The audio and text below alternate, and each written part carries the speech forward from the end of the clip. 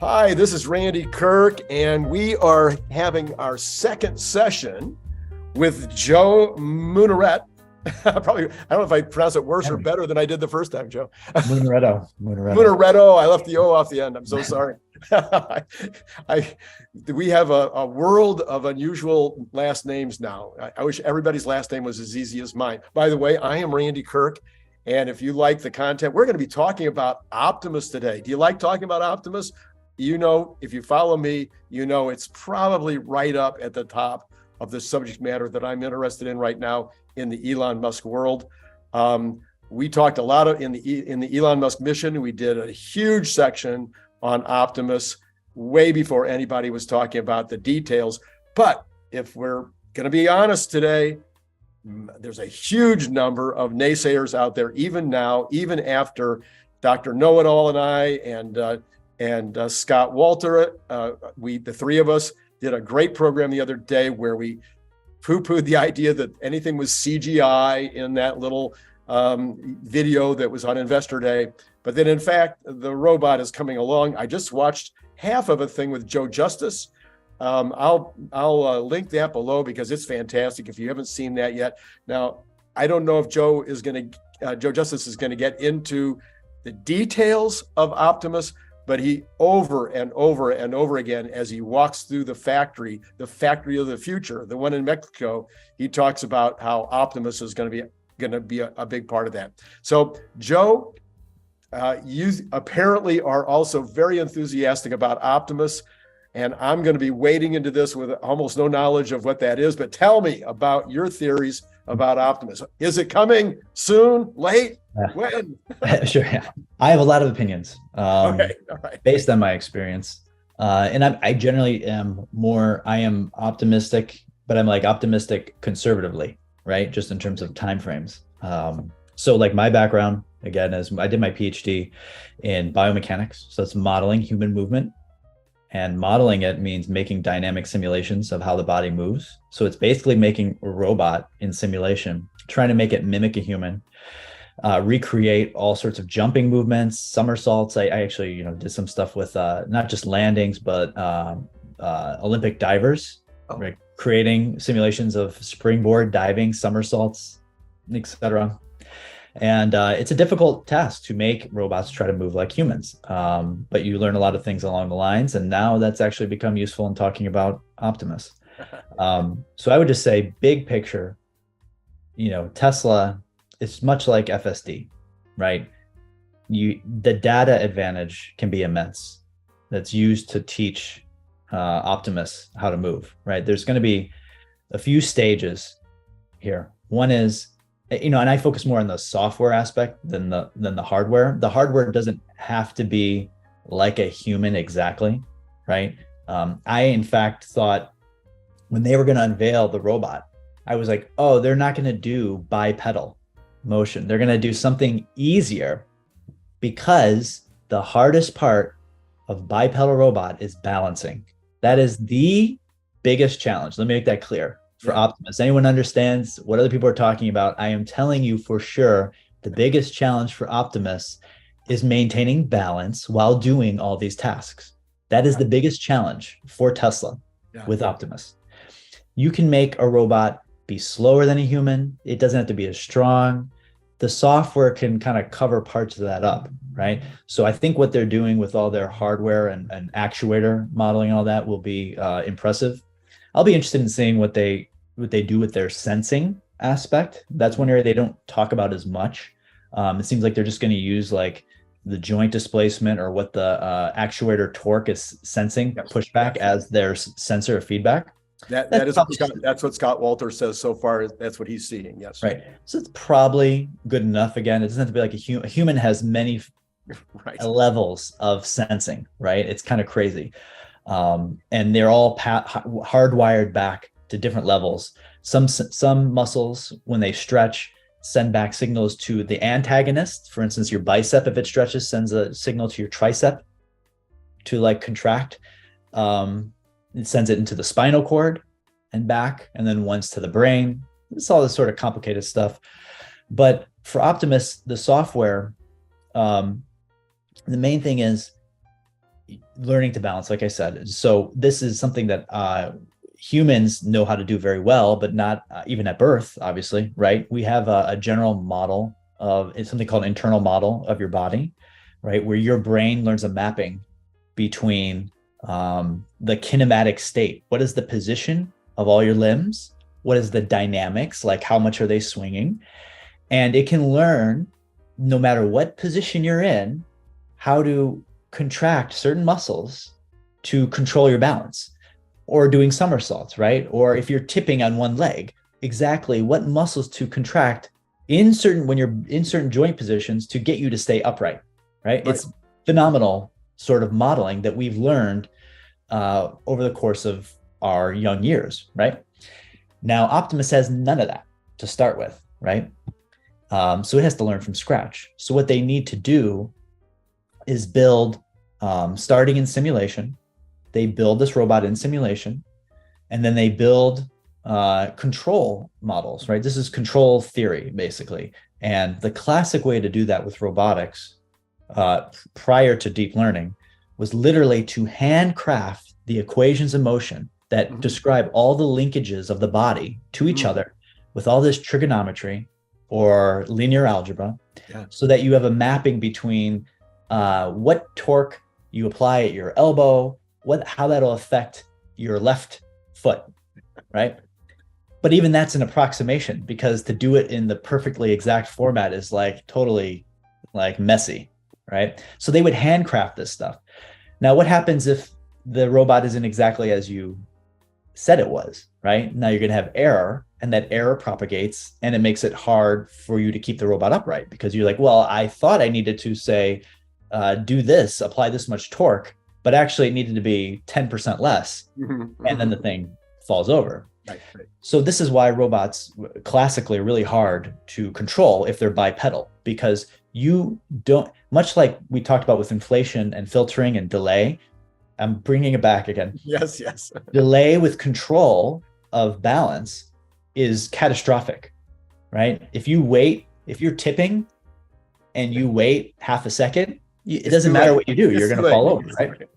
So you want this stuff to be quasi instantaneous, which means you have to have an accurate model. So I think for Tesla, the big thing is using deep learning architecture and simulation to uncover a robust knowledge of the humanoid form, the Optimus form, and have that mastered in simulation, so that this thing in simulation can be running around, picking up things, etc., and kind of mastering, different surfaces. You're in concrete. What if there's some water on the floor, right, or something slippery? Can it handle what happens when you slip? Can it correct? But in simulation, you can throw it, hundreds of thousands of different scenarios, right? To at least have it learn a general concept of general balance. Once it has that, you can deploy it to the real robots. Now, there still will be failure, because the real robot is not the same as simulation. Just like with FSD, you can't just train on a computer simulation alone with FSD and deploy it in the real world. There's still differences. Right. So when you deploy it on the real robot, it's going to generally work, but not perfectly. And this is where you need to have real world robot learning, where you have, we'll see how many they produce, 10, 100, it depends on where you are in scale, right? If you can get these things in some sort of controlled environment, maybe they're harnessed in just so they don't fall over and they don't know yet how to pick themselves up. Right. Trying all sorts of tasks. That information then collectively can be sent back to the cloud, just like FSD, shadow mode, right? Or however else people are reporting events. And that information can be fed into their, large training GPUs clusters to train a better, robust control of Optimus. So I've focused a lot on this sort of balance aspect, because what happens is, if you don't have good balance, when you go to pick up an object that's heavy, it's not so much about picking up the object. Like this, there's KUKA robots already on the floor there that know how to pick up objects, right? This 3-armed robot that picks up the frame of the car and moves it. Right. It's easy when you're already controlled to the ground. It makes it a much simpler process. But when you're having to move your balance, when you pick something up, it affects your balance, right? So you'll notice in the video from Investors Day, they're moving. It's not CGI because it's moving so slowly and wobbly that tells me it's them trying to make it work. Right. Because velocity is the hardest thing to control. You want your movements to be quasi-static. It makes the control of the robot much simpler at first, right? So you see them doing that, and you see the sort of wobbling of the robot, which is the control algorithm, which right now I imagine is more basic. It's not, I don't think we have no insight yet that they're doing deep learning for the control, but they're doing something at least to get it working. And so it's moving, right? It has some mapping of the center mass, and it knows, well, if your center mass is tipping this way, apply some torque to keep it upright. And so you see it's not perfect, but it works well enough to do those tasks at that velocity. So I see progress with what they're doing with Optimus. It is impressive. What's going to make me very excited is when I hear that they have a plan, what their plan is for utilizing these more advanced deep learning methods for learning the control. When they had the AI day, it was more classical approaches that they were using for the control of the robot. Now the perception they're using from FSD, that's all neural nets, right? That's advanced. That is super advanced. No other robot has that. No. Right? So they're so far ahead on that aspect. Now they can use it. And now they just have to work on this control part. So that's been my kind of laser focus, is because if I see progress on that, or when we see progress on that, will be so far ahead, basically. Yeah. Well, the fact that they have the visualization allows for that ability to know where your limbs are in space and where they are compared to each other and compared to another robot. I mean, that obviously is huge. Yep. So again, I don't know if you've been watching my other videos on this, but my speculation from the very get-go, from 4 months ago, and everybody was laughing at me, was that they would probably build 1,000 robots this year using 3D printing, where necessary, setting up a little line and making some items could be fully tooled out. But they make 1,000 robots, and both John Gibbs and Scott Walter agreed with me that there was a dozen reasons to make a bunch of these and no real good reasons not to.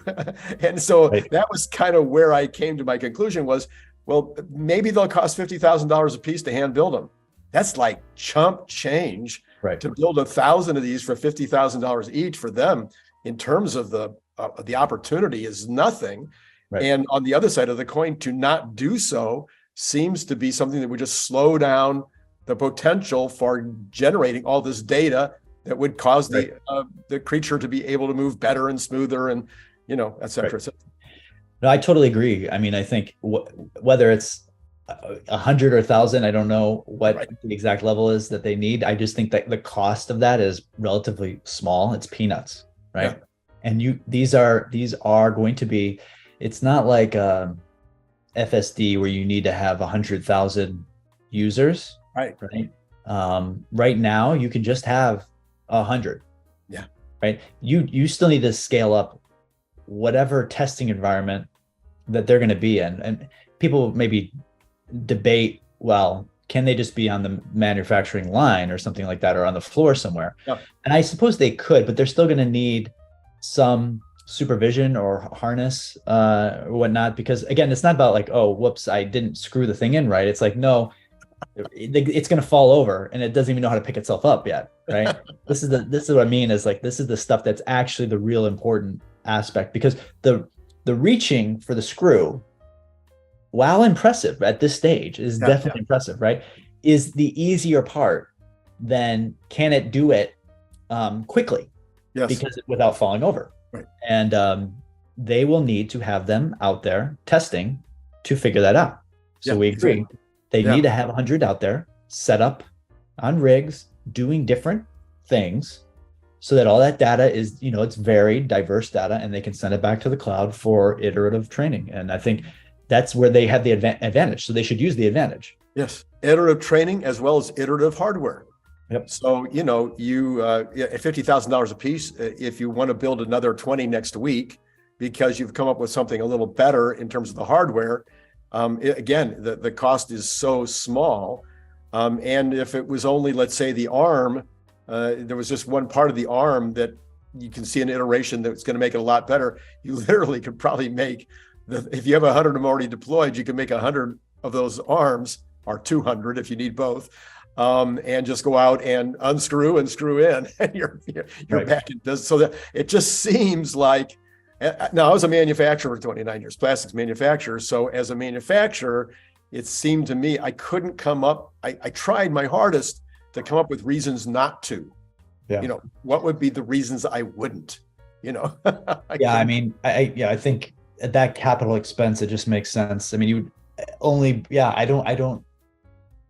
would have to think about it more. I mean, from what I've thought about, I don't see any aspect that's like so costly that somehow screws up. Like, it's going to be, Elon Musk likes move fast and break things, right? Yes. We've heard quotes.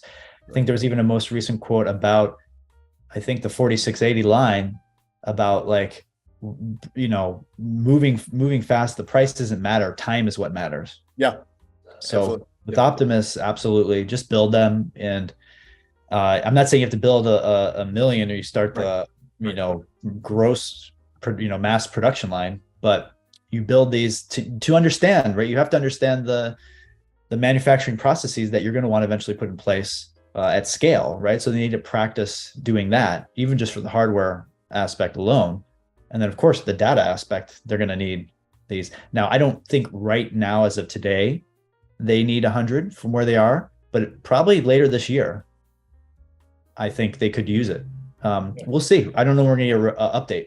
Well, and I have also famously said that I think they'll have a pilot line by the end of this year or the beginning of next year, where they will literally, in 2024, they'll make 1 million of these. And there will be robots on that pilot line making robots. So that'll be kind of fun. Maybe.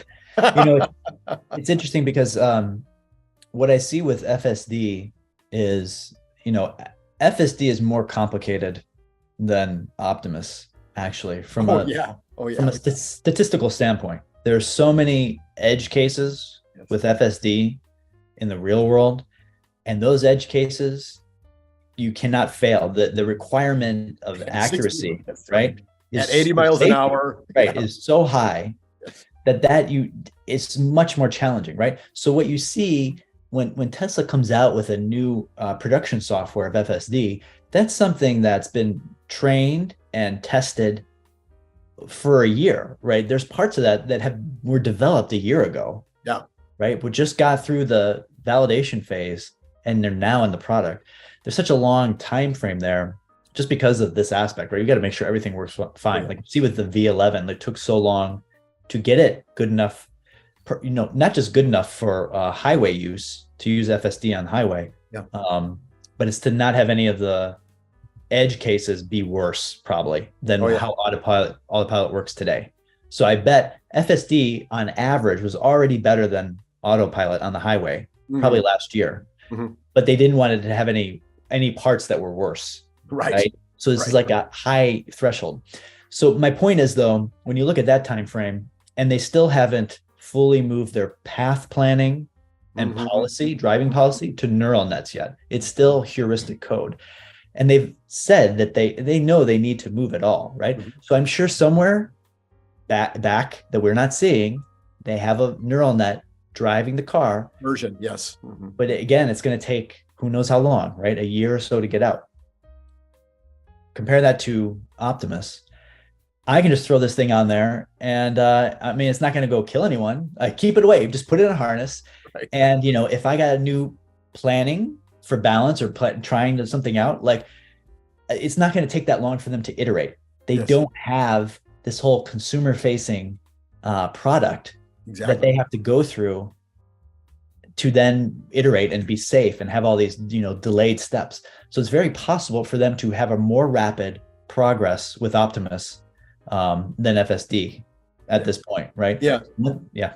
And famously, Lex Friedman has talked a lot about the socialization of the robots.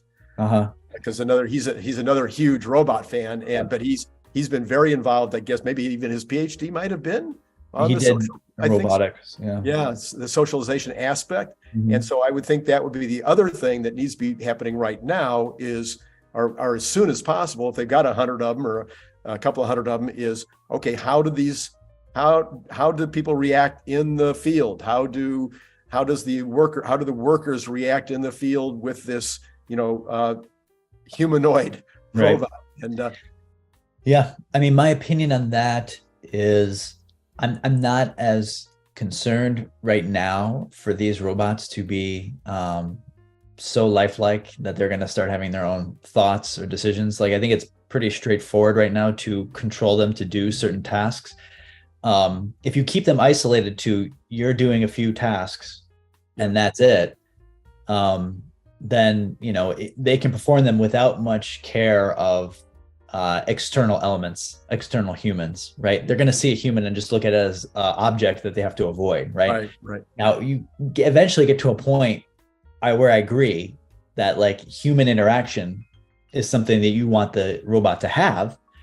Then that becomes an immensely more complicated problem, right? Where now the robot itself is going to have to predict human motion, predict maybe human emotion, predict what humans are going to do, right? And that you're going to need a lot more data. And but there's also the opposite side of it. The opposite side of it is, again, having owned factories and worked, been in the back and worked in the back. In the factory environment, it's one thing to have an automated process going on. That's pretty normal.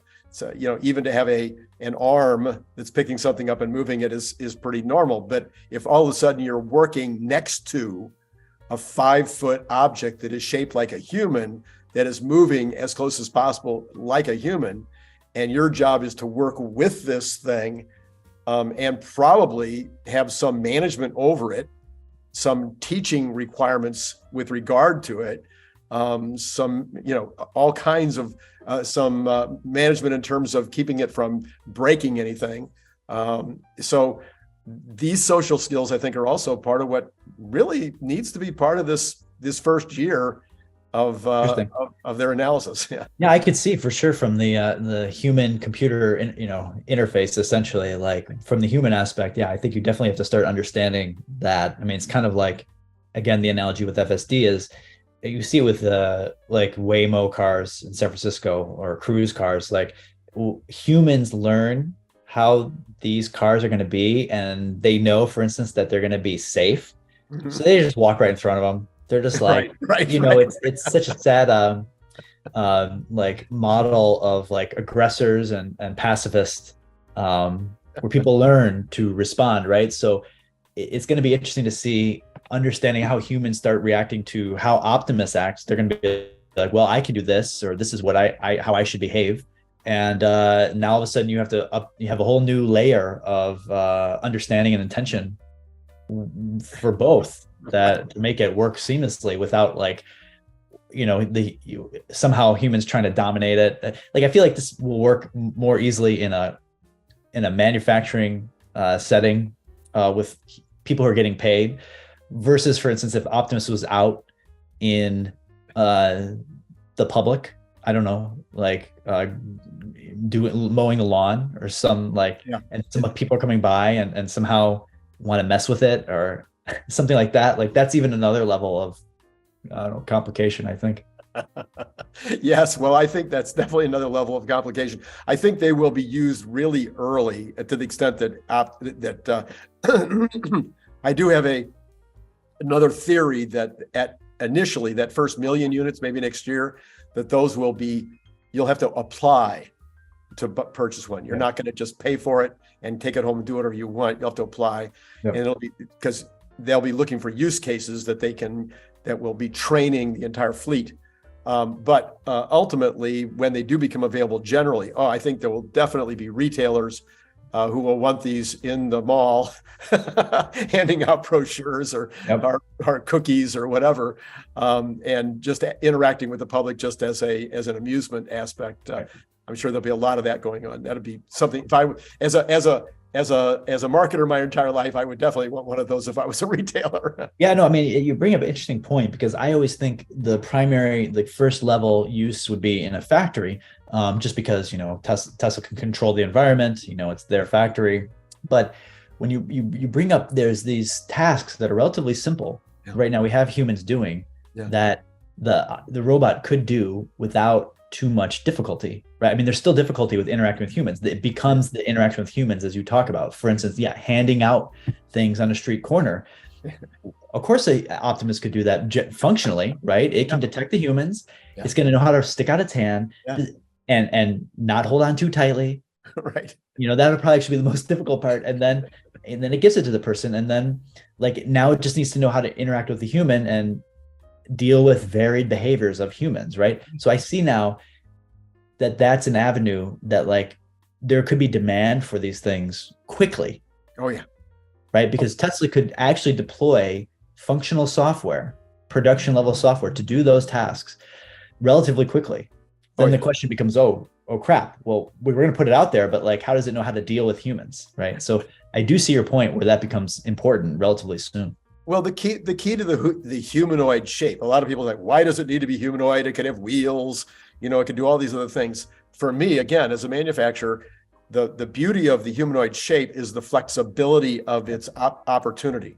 So, it was nothing to spend $100,000, $200,000 on a piece of automated equipment, or, those big old arms, they cost millions.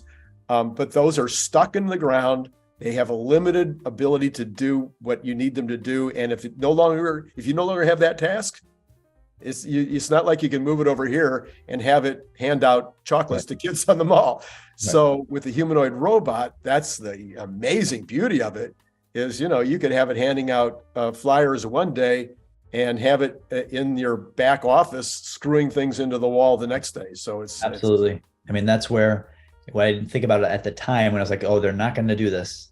They're not going to do bipedal because it's so hard. But Elon Musk's companies build things for scale. Yeah. Right.